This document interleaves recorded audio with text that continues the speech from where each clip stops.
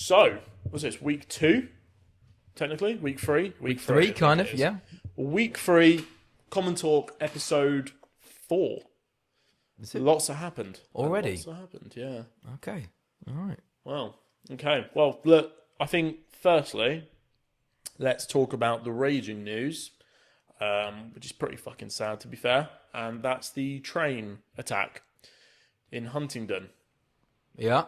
Well, it's a train journey from was it Doncaster, wasn't it, Something like that, yeah. to London, and was it 10 people got stabbed? Yep. Yeah. Yep, including the bloke that has been kind of named a hero of the situation. And So- he's in critical still in hospital, but he'll be fine. So Anthony Williams, 32, of no fixed abode, is now been charged with 10 counts of attempted murder of the mass stabbing which took place at Doncaster to London's King's Cross. Now there's been a lot of talk about this when it broke out. I think on Saturday night. I think, it's a scary situation. I think in this country where it's now not. It doesn't seem to be as shocking as it would have been a few years ago. Now that we see just a random stabbing. I mean, all you got to do is go on X, and those of you that don't go on X, don't go on it, because it is full now of just raw footage of mindless violence, which is something that you don't see when you go on the mainstream media.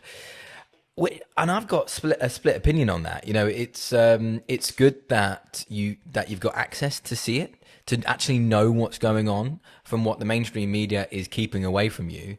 But at the same time, it's horrible to actually see. And of course, when you're looking at all this atrocities sort of going in the country, you'd be forgiven for thinking that it's happening all the time, and it makes people scared. When in reality, these things are very, very rare. Even though we are seeing them more and more often, they're still incredibly rare. It's still very safe to go on the train. It's still very safe to go in your car or whatever. And in fact, you are much more likely to die in a car crash. It's like when people are scared of of flying. Just remind them that they're probably about 100 times more likely to die in a car crash. So positive mental attitude. But yeah, it is scary, and I think it's just the more horrifying thing. You know, you can't help but thinking, wow, if I was in that situation, what would I do? You know, I've got you're in a confined space on a train carriage, and there's nothing you can do. You can't even run away. You are stuck, and you've got this madman with a knife. Trying to stab seamlessly everyone. Now, all the details of it have very much been kept secret. For what reason, I don't know. Partly, I think it might be the motive behind it, because we still don't know the motive. We know that he's been connected to other incidents on the same weekend or a few days prior. That's the details of that are still yet to be unfolded. I think one of them was involved in a 14-year-old boy. There was another incident where he went into a barber's. Did you see that? That's all on X if you want to go and see it. I have seen that, actually. Yeah. Yeah. It's I think he was sort of, I don't know, someone maybe tapped on the window or something, and he was standing outside this barber shop, and he just kind of goes, all right, I'll get this knife out, and it doesn't look like he actually did anything. He just walked into the barber, and everyone just scattered. But yeah, scary stuff, and it does make you think about your safety. And we've just got to be sort of positive. But all these questions about who is this man, the mainstream media was very, very quick to identify him as a British national, and if I mean, it's a whole other thing to talk about. the basis of that. Obviously, it was a black male. It seemed like he had a bit of a London accent. But people can't help but go into the demographics of that. When I say people, I mean not necessarily I'm talking about myself here, but I'm talking about when you're on social media and you look at all the comments, and you see people in commas saying looks like a Briton and all that kind of stuff. You kind of think, well, yeah, he is, right? I mean, if he was born in this country, and I mean, then he is a British national. He may well be second generation immigrant, and what that means, well, I don't know if there's something culturally that's happened in his background that's made him a bit more confused. But we just don't know, and this is the problem: is that you'll get people that are on that side of that argument to say, it's the immigrants, it's that, it's the, it's that, it's this, it's that, and it gives them sort of a lot of, without clarity. I mean, we don't know. He could have books of the Quran. He could have just converted to Islam. He could have shouted, that word. What is it? What, the Al Akbar. Allahu Akbar? Yeah. Or something like that. I mean, I don't know if about you, but if I was in a public place and someone shouted out that, I would shit myself. Because of everything that you hear about that. It's because what it's attached to. I mean, it's like with a lot of things. But you just don't know if this guy's got that or not. He could just be a madman. That is just should be locked up in a madhouse. And that's all it is. But without the clarity, without the information, we just don't know. I think at this point, I mean, no matter what side you're on, right, left, doesn't really matter. If you're a Christian or a Muslim, it's just sad. It really is. And I think, as Oliver kind of mentioned, it's not great that the media's not truly diving into this. As Oliver said, the first thing they talked about was a British national. Fine, great. And you can understand why, because a lot of media are predominantly left-wing and they don't want to add fuel to the fire. But, I've got no doubt that the government kind of kept it that way. I mean, there's a lot of things happening currently where the police are in hot water because they are refusing to essentially uncover the numbers, uncover the figures, uncover the nationality of people committing crime. And it's no matter what, it is really sad. I mean, ultimately, if it's a very difficult situation for the police, because if they don't identify him, people are going to be looking at that. People are going to straight away say he's gone from an illegal asylum seeking hotel or whatever, and legal hotel but illegal asylum seeker coming in, and it's probably that. So that's why they race to say, look, it's not that. He's not an illegal immigrant that's come here. He was born here. He was raised here, and I think that's why. So there isn't then people then looking to burn down hotels. So I get that. I understand that. I think there's still some sort of discussion to have there. Yeah. But it goes into other things as well. Stop and search. Should there be more of a thing of stop and search? But then again, I think he got on the train in Peterborough. Yeah. How busy is it on a train station at Peterborough? What's the reality of that actually happening? I mean, if you think, I went to the airport recently. Obviously, we just come back from Amsterdam, and we went through security, right? And it begs a question that after 9/11, obviously, security, border force became a massive, massive thing, just because of how dangerous it is, and then you look at a situation like this and you start to question, okay, well should we do stop and searches? Should we have security at trains? And at some point, we need to turn around and go, we need to not react. We can't be reactive. We need to be proactive. Why are people doing this? That's what we need to figure out. It's not about, if they're mentally ill, why haven't they got help sooner? Why have they slipped through the cracks? Yeah. That's because being reactive will only get you so far. You need to be proactive. Yeah. A country, that's why, in America, when, if there was a nuclear threat, they have to be proactive. Mm-hmm. If someone launches 5 missiles at them, they're not going to wait until they hit to talk to that country. They'll react because that's proactive. Mm-hmm.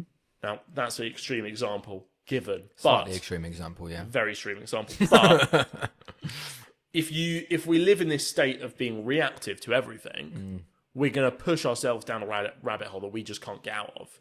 And that's similar to what the NHS has done. It's the balance, though, isn't it? So but that's the balance is difficult. Yeah, well, I think we'd have to. We're talking about something that we just don't know enough about at the moment, and we'll find out in the coming days and weeks probably of what actually happens. I really hope that he doesn't that it doesn't go down that he's just mental. There was one, I think, I can't remember now. It was a couple of years ago. There was some madman that went and stabbed up a couple of students. I can't remember where now. It was somewhere in the Midlands, I think, and most awful thing. And everyone was like, well, bring out the bloody death penalty and kill him, and he didn't go down for it because he was mental, and I just kind of think that it's difficult, isn't it? If someone's completely mental, like literally mental, I don't know. I really don't know when it comes to that sort of stuff, but you do feel that you want revenge, you want someone to be punished for it, and it's really hard pill to swallow that actually the person who's done it is mentally unwell. Yeah. But let's not judge until we know what's going on with this guy. Yeah. Clearly there's something wrong with him, but who knows? He might have had a motive. He might have. Who knows? I think we leave that one there until we find out more about it. Luckily, no one's actually died, which is a miracle, really, considering he was presumably, going around like a madman on that train. So the fact that no one's died yet is nothing short but a miracle.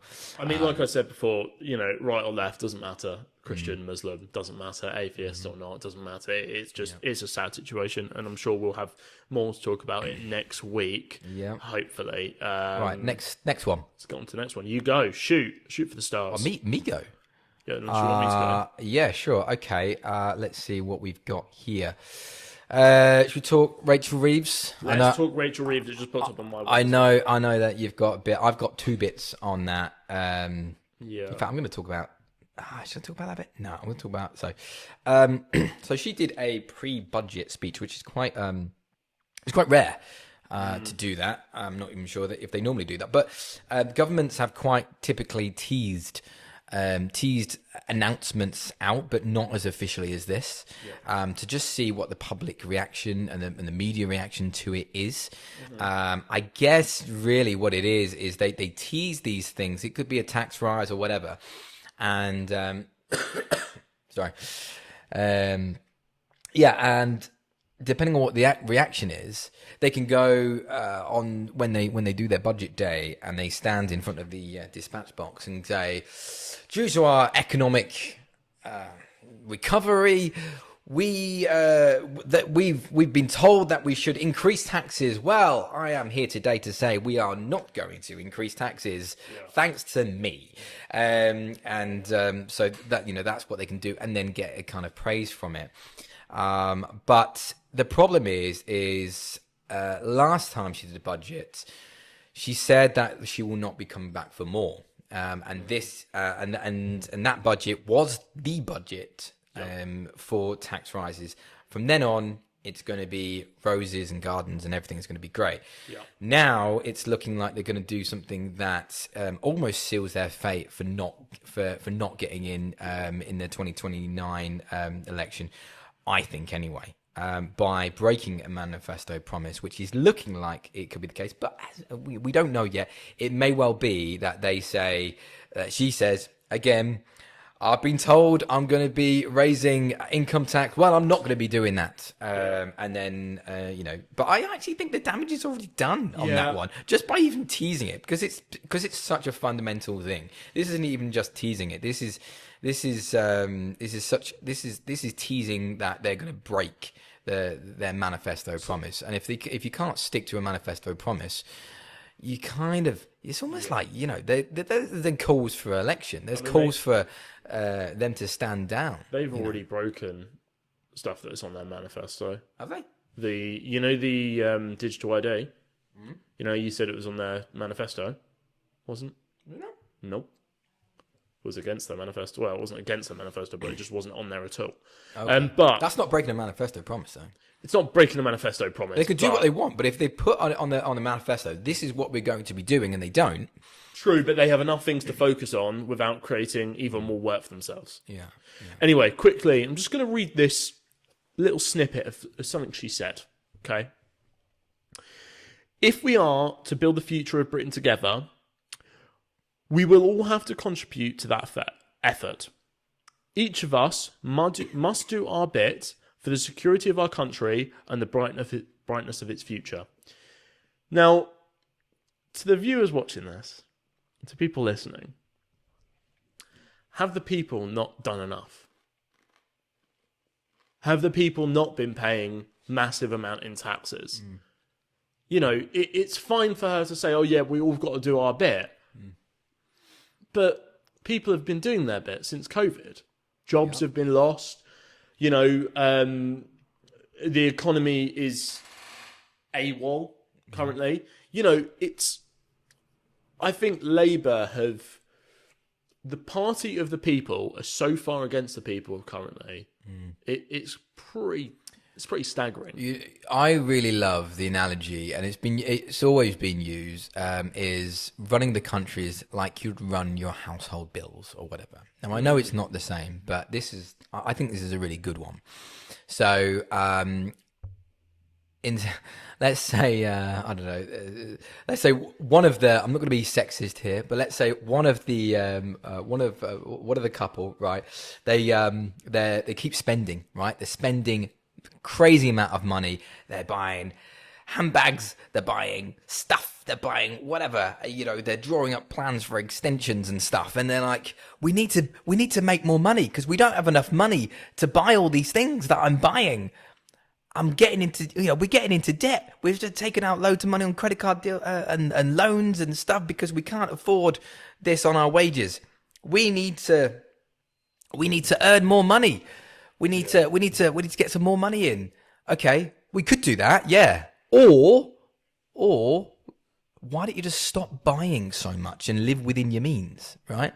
Yeah. So, and I think that's what's happening here. We are not. We're spending too much money. We're spending way too much money. The answer for Labour is constantly just tax more, or just stop bloody spending. Why does no one say that enough? Just stop spending, and then you don't need to tax. Just stop being stupid. You listen to every common man up and down the country, or woman, and they will point to you. They will all have their own examples of government waste. Yeah. And I understand that you're always going to get a bit of waste, but I bet if you speak to people, they will come up with a lot of waste. They'll say, yeah, well, I was, I waited in A&E for 5 hours, 6 hours, 7 hours, 8 hours. And I was looking around and looking at all those people that that are just waiting around there. I was in a traffic jam, not because there was a crash, because there was roadworks. And when I got closer to roadworks, guess what? There was no one working on it. These are all things that are very, very common. The infrastructure is not there. There's there's loads of payments going overseas. And if you look into, you might go, oh well, that's good, right? But they're just going on aid, and we believe in that. Okay, but if you've actually delved into the detail of where half this money goes, it's all wasted, or a lot of it is wasted. There was waste everywhere you look. I mean, me as a property developer, I see waste constantly, and we talk about the planning, and they, Labour want to build loads of houses and stuff like that, but I see waste so everywhere. In the planning system, just constant waste, just bureaucracy and bullshit. It's just so much waste. Stop wasting money, and then you might not be able to need to charge so much on tax. And you know what, as well, if you I can't remember what the exact stat is, but you're welcome to Google it or whatever, but the majority of our tax revenue comes from a very small percentage of people paying the top amount of tax. It's something like 80% of our tax is paid by like 5% of people. Something like that. It's crazy. And you know what's happening, right? In this globalized world, where we've got places like Dubai that are willing everyone, especially if you've got money, to go there, to move there. And something like the UK has the most amount of millionaires leaving the country, right? 15,000 less when Labour won. Yeah, crazy, right? And you get people on the left that go, good riddance. Oh, okay, fair enough. All right, if that's your stance, good riddance, because you don't like, because you're jealous of people that have more money than you. Okay, fine, I get that. But then they're forgetting that they actually pay. They pay for all the services that you see around you, all the failing services around you, and so Labour in this downward spiral of having to borrow more. And now they find themselves at this position where they're stuck, right? And she feels that she's going to have to get any sort of credibility with markets, because what they really don't want is the market to not believe in them. The market, let this be heard, the market does not believe in them. The reaction. But it could be worse. But it could be worse, and that's what she's worried about. It could be worse, but we're not at the budget yet. That was a pre-budget speech, and the market reacted horrifically to it. Yeah. Well, you said about the pound, didn't you? Yeah, the pound dropped to its lowest since April 2025, and we're not talking about just it's gradually gone down. It dropped down. That's not good, Stein. Yeah. And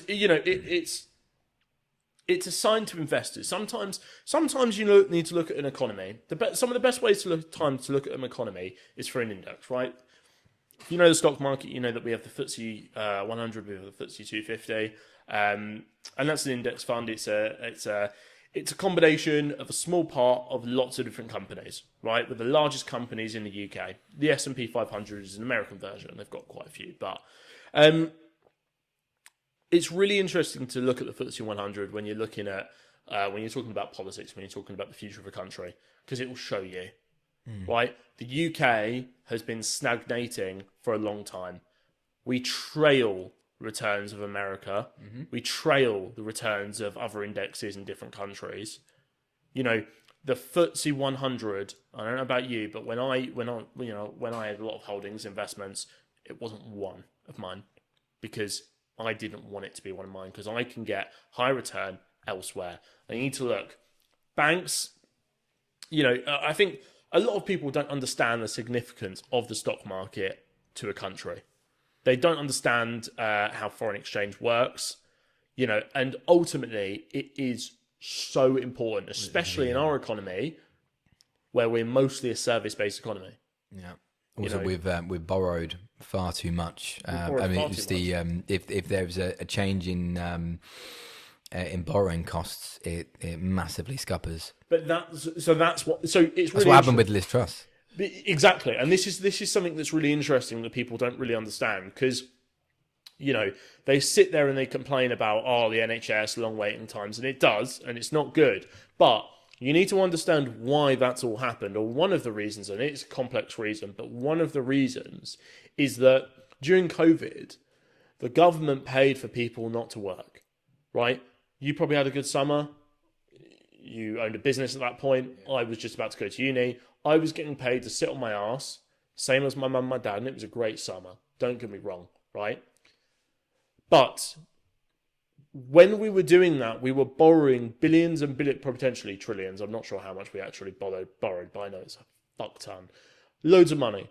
And interest rates at the time were low. Well, we printed money, didn't we? We did that as well. We borrowed a lot because you can only print so much. Well, they printed money, which is probably one of the reasons why we're getting such huge inflation now. Yeah. But and they've done all of this, right, to try and stabilise the economy. Which, listen, it's hard of us to turn around and say, oh, you shouldn't have done that, because we didn't know. We haven't had that situation before in a global economy, right? And interest rates, bank rates, started to rise. Now, when the rates start to rise, your things get squeezed. You might have heard your parents complain about the mortgage costs, the interest rates going up, and it's exactly the same for a country when they're borrowing money. And you say your parents. You say your parents, as if people are listening don't have a mortgage of their own. That's true. Yeah, that's true. I forget that I'm young. But yeah, look, so those interest rates are obviously a big thing, and it happened in the UK, and it happened post-COVID, and that's one of the reasons our service is suffering so bad, because we're getting squeezed.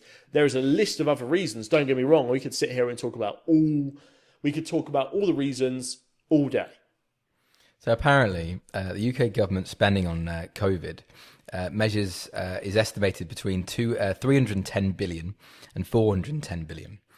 During April 2020 to July 2021, the Bank of England's purchases of government debt via quantitative easing, so printing money, matched approximately 412 billion. So they basically printed all the money. So all that money eventually... What was the quantitative easing measures? How much? 412 billion. And how much? So that's how much they printed. And I think they printed more after that as well. So it's a bit funny, and I'm not going to pretend that I know, but it's something like the government doesn't print money as such. They use QE, and there's an opposite version. Well, they buy government debt, and then I don't know. So, do you know? Yeah. So let me just remember which one it is, because there's two versions of it, and they work kind of opposite. Yeah. So it's all about control. Quantitative easing is all about controlling the money supply in an economy. Okay. So when a country does quantitative easing, essentially what they're doing, and let me just quote this just to make sure I don't get this part wrong.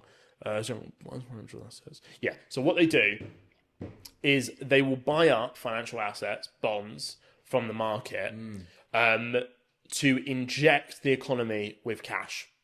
Okay, because they don't just print money. That's how they'll do it. They'll do it that way, essentially. There's also another version, which I believe is called QA, and that's the opposite of it. It's when they'll restrict money supply by selling bonds. So, QE increases money supply. Money supply, in turn, is supposed to give a massive boost to the economy. Well, no, you get the Bank of England interest rate, which is currently, 4%? I think it's 4%. Yeah, maybe. I think it might be 3.75, but something like that. Is it? Let's have a look. I should know this. Yeah, but banks are able to borrow money off the Bank of England at that rate. And then what happens is, it's not like the Bank of England has a vault where all this money is kept or whatever, or has a massive bank account with all that money in. That money is then just invented from thin air. So Bank of England can just make the money, and then they lend it to whatever bank, and then the bank lends it to us. And so if they lower their interest rate, they are increasing the amount of money. And essentially that's printing the money, because they are putting that into the economy. And when they're doing the opposite, so when it's a high interest rate, not as many people are going to want to borrow the money because it's a higher interest rate, and so eventually, they start paying off debt, which then goes back to the Bank of England, and that then is then zero. They just delete the money. Bank of England, will receive, I don't know, £100,000. So let's say Mrs. Miggins has got a £100,000 mortgage. She then it goes up to 10%, let's say, and she goes, well, I'm not paying that. I'm gonna sell up and travel the world instead. So she sells up, pays the bank back the 100,000.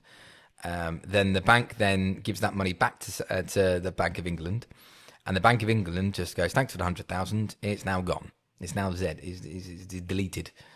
And so that's the retraction, isn't it? So that's when they say that when they're trying to control the inflation rate, they can do that by the interest rate that the Bank of England is. It's one of the tools. There's a few different tools they use. It took me some time to get my head around that one. But the best when I studied economics, the best way to describe all of those changes in a circle. You draw a circle. You studied economics, right? I did, yeah. Oh, smart man. Smart man. See, I had to learn the hard way. Yeah. Yeah, by not doing any of that and just trying to learn and trying to Google and end up with probably the wrong thing. Plus, I forget half everything. Do you know what Look, I'm not going into a conversation about if university is worth it, because personally, the bottom line, I don't think it is much anymore. But it depends what you're going to uni for. Yeah, I mean, I really enjoyed my degree. I found it so interesting. It teaches you a hell of a lot about life. Fair enough. About life? About life. No, not about life. About the course, not about life. Yeah. So I studied economics at Bournemouth, which isn't a high-level uni, and they focused less on the ultra specifics. Okay. So if you go to somewhere like Oxford, you go to Cambridge or a Russell Group uni, they'll study the ultra specifics, the maths, the formulas. At Bournemouth, it was a BSc course, but they didn't study that as much. It was more macro based. I have a story relating to this. Do you? So just released mortgages and AI to be added to the curriculum in English schools. Now mortgages. No, actually, I agree with both of that. Yeah. Really and this is something that I always thought when I was at school. I'm there going, why am I learning all this stuff when you got a bloody calculator in your pocket now? Yep. I don't need to know how to do all this. I could be using this time to be learning something like mortgages. If you don't know how basic kind of economics works, or mortgages, funding, like you can't run a business. And you can't even be in a business if you don't really understand the basics of borrowing. A business grows or it doesn't based on how much it can borrow. And so understanding your credit file, understanding mortgages, understanding interest rates is so important to just know how that all works. Yeah. I like to think I learned it from an early age from like various different tycoon gaming, which is a crazy way to learn this sort of stuff. So I'm all for it. If they are teaching that in schools, that's good. Yeah. I've got another story. Go on. Just quickly. Go on. Because it's still about economics. Okay. And so this is BBC. I tried to go on the left wing, so I'm not. Left wing news. Not blowing smoke up your ass. Yeah. Situation. Yeah. Something like that. So Britain sliding into economic crisis over £85 billion sickness bill. So the number of sick and disabled people out of work is putting the UK at risk of an economic inactivity crisis that threatens the country's prosperity, according to a new report. There were 800,000 more people out of work now than in 2019. I'm going to just say that again. There were 800,000 more people out of work now than in just 2019 due to health concerns costing employers costing employers £85 billion a year. Now, if Labour really want to sort things out, this is where you put the money in. This is where it starts. Oh, this is where you put your attention, 100%. But Because the people out of work and the benefit system, but this is where Labour completely done over on themselves, right? They come into power on that kind of promise, or a lot of their MPs come into to get voted in on that promise that they will look after the people that are sick. They will look after the people that can't work, which is probably one of the reasons why it shot up, because they don't want to say no. The problem is that is you then have this issue economically, and at what point is it going to get to that point where they're going to have to do something about it as a responsible government? Because this is insane. If you look at the, I don't know, you'll have to Google it or whatever, but you have to look at the benefits bill coming in every year, and if you look at it on the previous year, every year, even as a percentage terms, it is crazy. The difference. It's really interesting. That's where our money's going. That's where our economy's going. That's why it's because people aren't working. This is something I think people listening to this really need to understand. The UK is far, far, far, far too complacent with people. Honestly, if I was in power tomorrow, I would scrap most of the welfare. Because it is ridiculous. Now, there is reasons people need welfare. Fair enough, right? There are people that have disabled children, that are disabled themselves, they can't work. Fine. The government should look after them. Mm-hmm. But I have seen, I'm not going to get into how, but I have seen firsthand how people that live in the benefit system cheat the system. Mm-hmm. And then, let me give you an example of cheating the system. Because this isn't technically fraud, but oh my fuck, is it unethical? That is someone that will only work certain hours to stay below a threshold where they can get free housing, they can get free appliances, and all of that stuff. I have a neighbour, and juicy gossip, and recently had a new fridge put in. Okay. And they were telling me, they're complaining about it because it wouldn't stand up properly. It was slanted. And I was like, well, why can't you just put a book under it? Yeah. And he was like, no, because I want a new one. Why do you want a new one? Well, because they're looking after me. I deserve a new one. No, you don't. I'm entitled to it. You don't deserve anything. You don't apply yourself to anything. You're not working. You're not earning. You're not paying tax. And if you're not doing any of those, then why the flying fuck should the government be supporting you? But you know what? The thing is, right, you get two sorts of people, right? You get the people that, I suppose, say that they're entitled to that. Yeah. And that is their right. And you get other people that go, well, that's morally wrong. Yeah. I'm actually on the first camp, right? I don't blame anyone for getting money. The tools. Yeah, from getting money from the government. Like, geez, just do it. Get as much money as you can from the government. But you know what's funny? Because that's human nature. The problem is the government. But you know what's funny? Yeah. Those exact same people that utilise those systems, those loopholes, will complain at the rich utilising loopholes to avoid tax. Yeah. Irony. Well, they would. Where's the irony? They would, of course, say that the rich don't need that money, and they would say that they do need the money. So in their own heads, they think they're probably. In fact, they probably justify it more morally because if the rich are getting it, then why can't I? Yeah.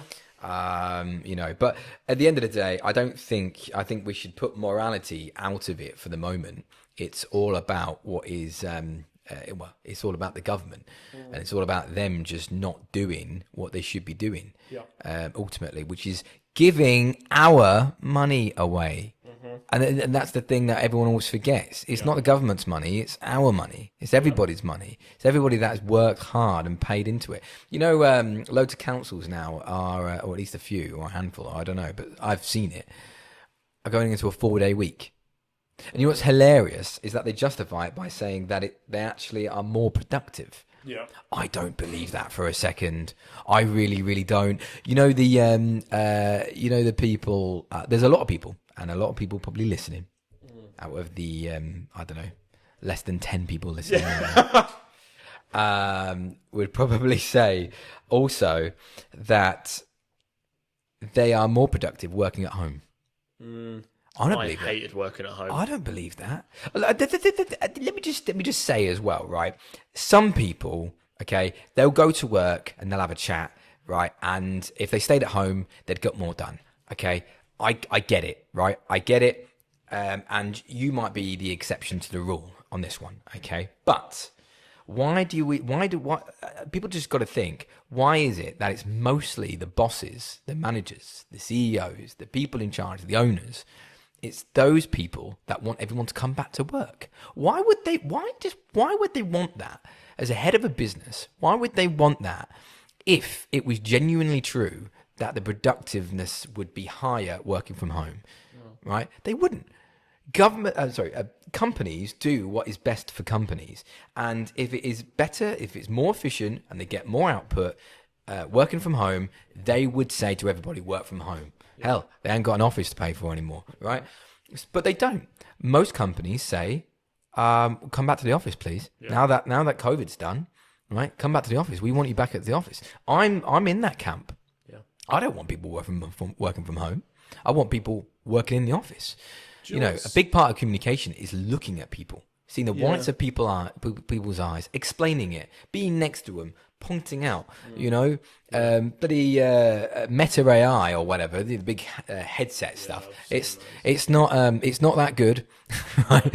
There is nothing better than being face to face. We are people, and people need to speak to each other. So it's interesting you say that, because I can give a perspective from an employee. Because before I owned this business, I worked in London in a wealth management firm. Mm-hmm. Now, during that time, I worked at the end of it, just before I left, I was working something like 3 days a week at home. Okay. I hated it. I would have been in the office every single day if I could afford to. Problem is, I don't live. I'd have to drive to the train station, park. I have to pay for parking on a monthly basis. Then I have to get a train ticket into London. From London, I need to walk to work. Then I'll finish whatever time, usually not 5. That's travelling a lot, though, isn't it? That's travelling a lot. There's a lot of travel. So my whole day is work. Yeah. I wake up, work. I go to bed, work. Fine. I do the same thing now, but I love what I do now. I do it for myself. Yeah. Fair enough. That's what being a business owner is. You've got to do that stuff. Mm-hmm. Okay. But I personally did not like it at all. I thought it was pretty fucking lonely. I don't think I actually got any more done than I did. And here's the problem with a 4-day work week. And this is something I had an argument with my university guy in my flat about this. Here's the problem with a 4-day work week. Okay. So you have 5 days, usually work. You bring it down to 4. How long does it take for that productivity to fall back to its normal level? Because I'd promise you, it wouldn't stay that high. There'll be a flux of that because people are, oh my God, I've got Monday off. Great. That will fall. As in normal level going, what would be as productivity will find its way back down to the same level as it did on a 5-day basis. And then what happens? What do? Well, you can't increase the day because your productivity is already so... You mean back to what it was when it was as in 5 days to the 4 days. You take the 4 days out of the 5 days, and that's the productiveness of the Yeah, I mean, look, imagine it in this scale, right? So you have a standard flat line, 5-day productivity. Yeah. You drop it to 4, the graph goes up. People are more productive. Yep. What happens when that starts to flatline? Because it will, because it's a graph. It moves. People's effort... I just think it's all bollocks anyway. But you've got 2 choices from that. Either you scrap the 4-day work week, take it back to a 5, and I can promise you that productivity will not increase from that. It will drop, because people will be less motivated to do it because suddenly they'll be working more for the same amount of pay, because pay's not increased or decreased, is it? Same amount of pay, just working. Well, more. I think the thing is, this is where you need to get a backbone as an employer. Yeah. So if they're working more and the productiveness isn't increasing, then they need to be fired, right? Because it means that they're just dossing around, you know. So it's as simple as that. They need to be managed properly. But a lot of really bad middle management these days as well. I think that's a big problem. I found that when I worked in London. Yeah. A lot of jobs where I was questioning, what's the point of this job? What's the point of this person being in charge? Really, she's not really. They're not really adding much to the picture of the business. They're not doing the footwork. I hope They're this person isn't listening right now. Oh, I don't care. I don't care if they are. No. Right, should we move on? We've got quite a few stories. Let's do one more story because we're already at 45 minutes. Oh, we've got loads of stories. Yeah, I know. We have to get one more done. Okay. Pick a good one. Come on. It's got to be Prince Andrew, isn't it?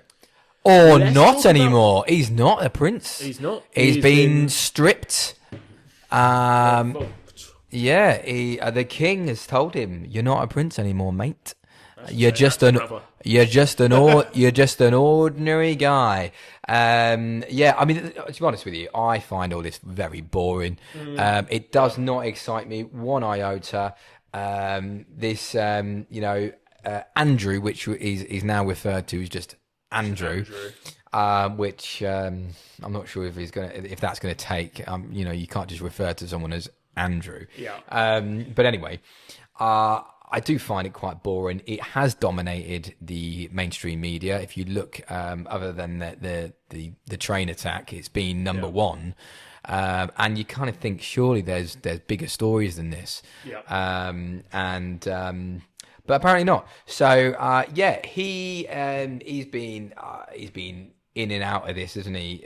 But he's never really been able to escape it. His close ties with Jeffrey Epstein, the American convicted paedophile that's committed suicide. Did he or did he not? There's so much stuff around this, and it's obviously linked to Trump, of course. It's been linked to loads of famous people, though. The list is massive. It's mental. I'd love to actually know what because surely, I mean, I don't know. Maybe I've just got an innocent brain, but surely not all these people are paedophiles. No. Do you know what I mean? Yeah. Like, are all these people going to Epstein's Island and seeing loads of what? I don't know, 14-year-olds? What is it? I don't know.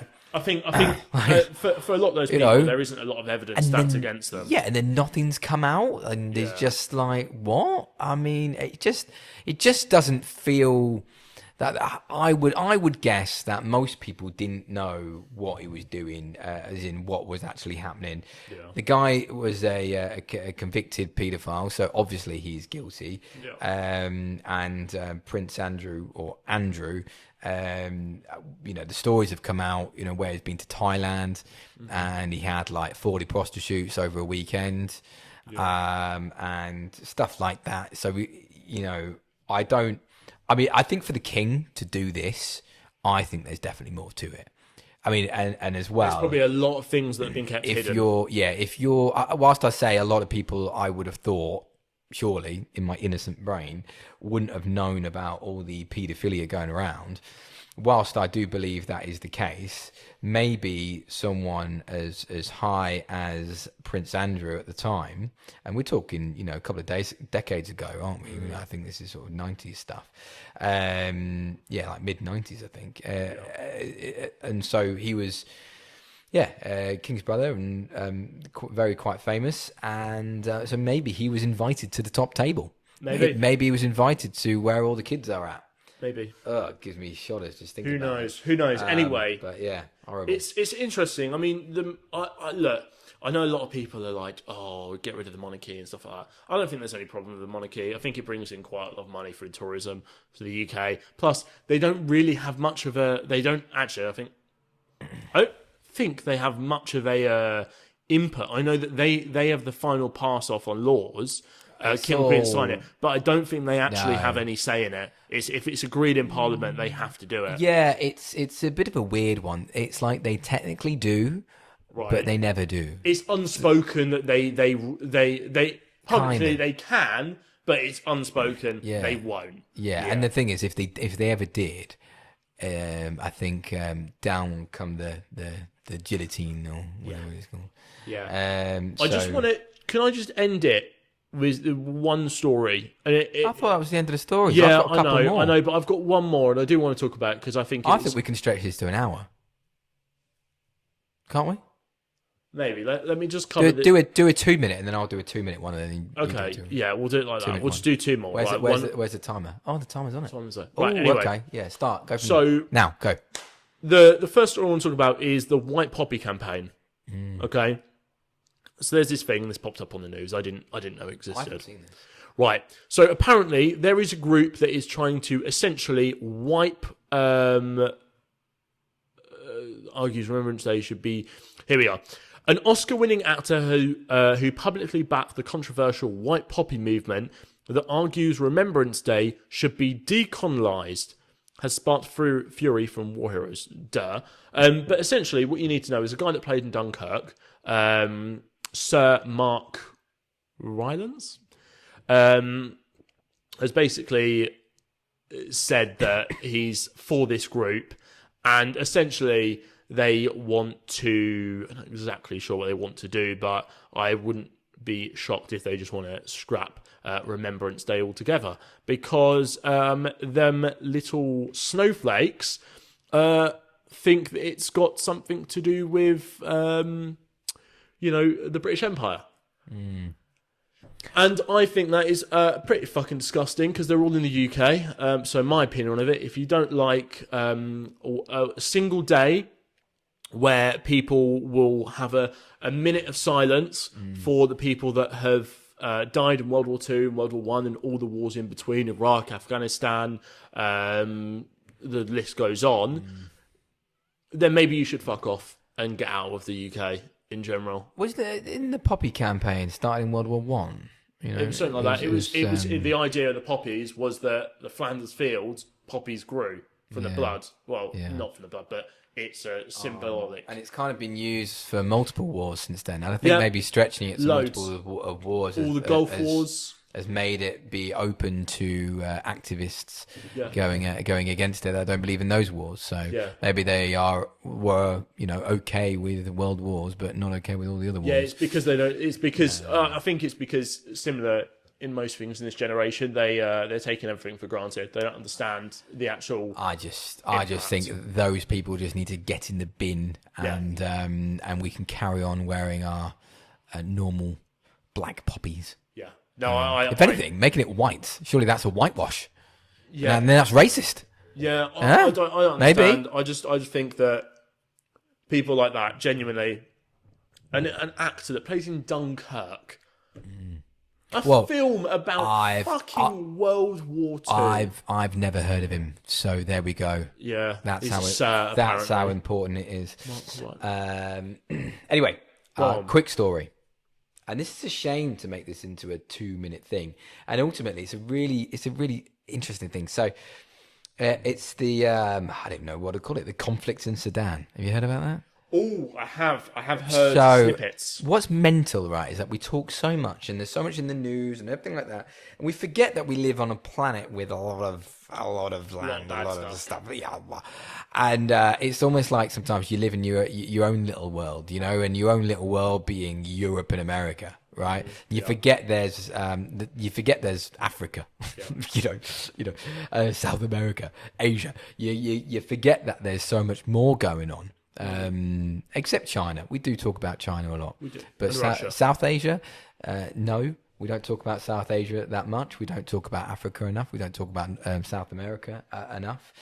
And I mean, just bonkers. So when I stumble across an article like this, and you kind of, you're skimming through, okay, you got this conflict, and then more than 150,000 people have died in the conflict across the country, and about 12 million people fled their homes. What the fuck? Wait, what? What? You know, and you compare that to all the other conflicts of what's going on, and you kind of think, well, okay, where's all the left wingers talking about For this? them, yeah. You know, free Palestine, okay, but what's your thoughts on this? I'm not going to get into the details because I've only got a minute. But I think it's important that maybe we do look into these sort of things, and be educated on actually what's going on around the world, not just what maybe the mainstream media want to talk about constantly, and what the left wing, far left activists always want to ram down our throats. Right, that's pretty much it. I think I have got a couple more, but we can wrap it up there. Yeah. That's quite a lot. For next week, yeah. We've talked about quite a few. Anyway, well, if you've enjoyed this episode of Common Talk, episode 4, Like, follow, share. like, follow, share. You So got the ASMR now. 10 people listening to this, and that might be generous. Go out and put it on your social media, because that is how we grow, right? That's exactly it. That's it. Anyway, thank you so much for listening, and we'll see you on the next episode. See you later. Goodbye.